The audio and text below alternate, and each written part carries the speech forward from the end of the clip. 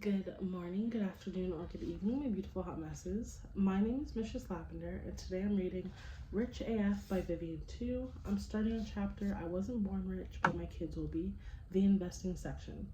If you don't know who I am or where I'm starting, make sure you like, comment, and subscribe, and make sure to press episode 1. When it comes to investing, I have 3 Your Rich BFF truths to share. 1. Investing might seem complicated, but it doesn't have to be. 2. Investing does not require you to be a stock market genius, and if you think you are, you're probably in deep S. 3.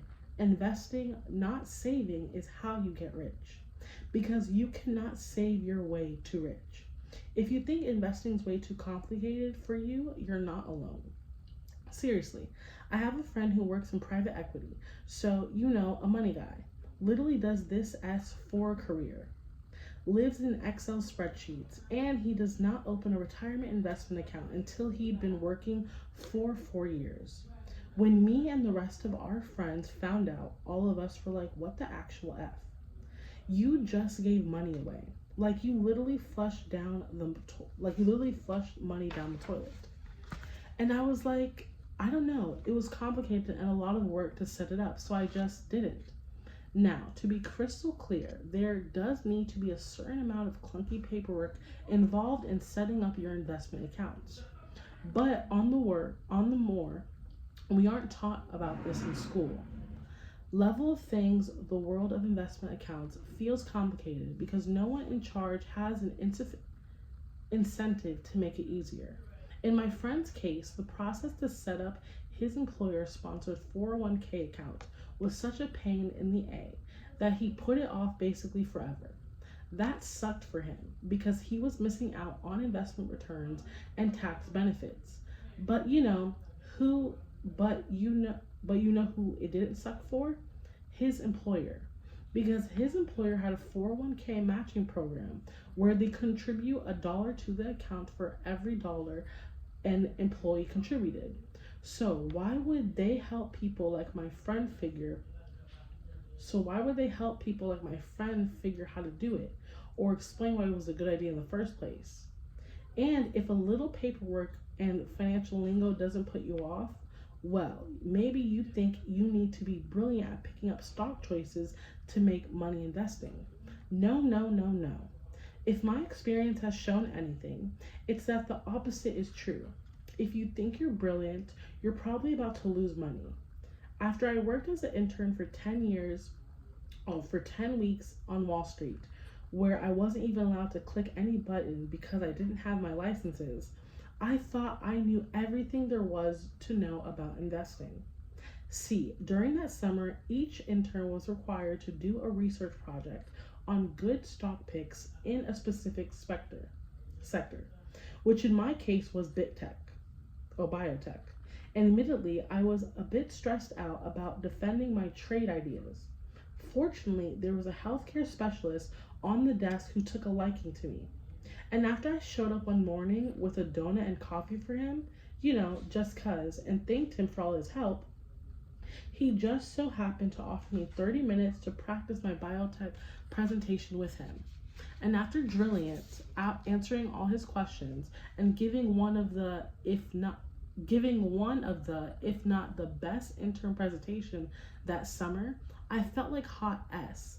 I knew biotech. After my internship ended and my employment contract was terminated until after graduation, I was finally allowed to trade in my personal account. And what did I do? I put $4,000 into one of the stocks I had pitched during my presentation because I was so sure of my research and investment thesis.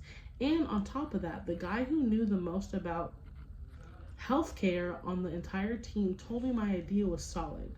So you know what happened next? The company's new exciting flagship drug, the one that I'd done so much research into, failed phase 3 trials. It could not go to market. The stock absolutely tanked. I lost half of my money in one day. I was so lucky that I didn't need that money to survive, but as lessons go, it was still a pretty expensive one. I had literally everything going for me. more resources than 99.99% of the investing public, and I still picked wrong. So, learn from my mistakes. Even when you think you know what you're doing, you're so much better off investing in a diversified portfolio than trying to be a genius stock pitcher. But none of this is to scare you away from investing. Investing is critical to your financial success in the future. Which brings me to truth number 3. You can't save your way to be rich. Yes, budgeting and saving are integral parts of getting your financial footing. But remember, rich people aren't rich just because they earn more money than you. They aren't rich because they're more disciplined or less wasteful. They are rich because they use their money to make money. They invest. And nothing can work harder to earn your money than your money itself. Money doesn't need to breathe or sleep or eat donuts and drink coffee. It can be out there grinding for you 24/7 and earning at a higher rate than you could ever from a savings account, with way less effort than burning yourself out at your job. Investing should be a system that you could do in the background, easy peasy, and will gradually snowball you to getting richer and richer as time goes on. It really can be that simple.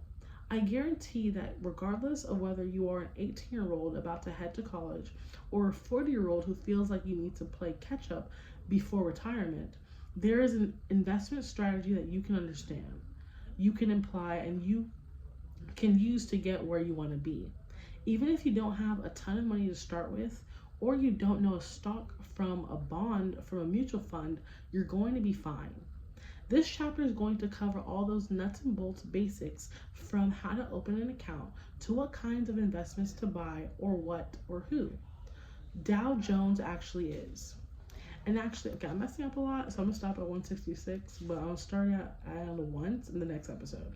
But we're reading every day, and I'm proud to do this. So my name is Mistress Lavender. Again, I am reading Rich AF by Vivian 2, and I'll see you next episode. Bye!